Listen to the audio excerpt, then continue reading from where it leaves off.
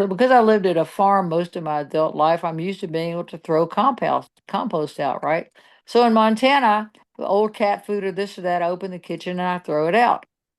Tom's like, "Why are you doing that?" I said, "Well, I don't want it in the garbage." And he says, "But you're feeding the skunks and the this and the that." I'm like, "Oh, good, they get food." Solely, what an idiot!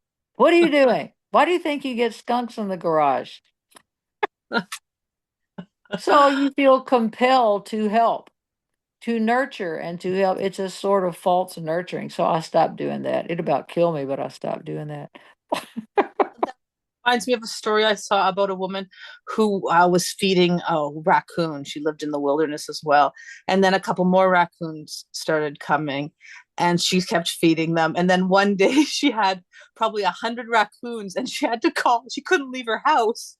So she had to call the police. She had to call for help because so many raccoons had been expecting food. They were all there for her. Oh, yeah, I can relate to that. That is extreme viral helpaholism.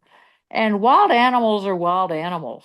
You don't have to feed them. They're just wild animals. I put out sunflower seed, bird seed for the birds, and the deer will get a little bit of that. But deer are wild animals. They don't need you feeding them, and raccoons, carry leptospira. It's just what it is. So we have our boundaries, then we don't. But women, we think little raccoons are cute, which they are. They'll also eat your face off. They can be vicious. Right. I can relate to that, woman. I can relate to that. We have a problem in Montana with people wanting to feed bears. Are you an idiot? Why are you feeding the bears? Oh my God. Now, black bears, they see themselves as prey. They're black bears. If you run into a black bear on the road, they'll grunt and they'll back up, or they got babies, they'll hopefully climb a tree. That's dangerous. But the brown bears, the grizzlies, that's an apex predator. Yeah. You don't want these cute little, this is like wildlife 101. You don't Right. see that. That's an Yeah. And hysterical story. Canada that a fed bear is a dead bear because as soon as you're Oh yeah. bear, now it's going to be bothering humans and it will have to be killed, which is Well, really it is. It really is, and we have no business doing that. Mostly when you see bears, especially in the spring and fall, they're traveling through. We used to get a lot of black bears coming through here, and I think they've changed their route.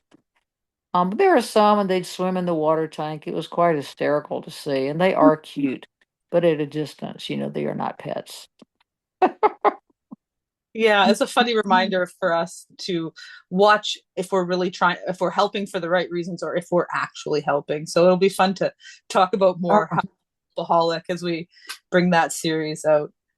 Absolutely. And I use myself as I say I'm a recovering helpaholic. I'm so much better at it because I've done what? Declared boundaries between me and other people and things and trying to learn what's good for me and what's not.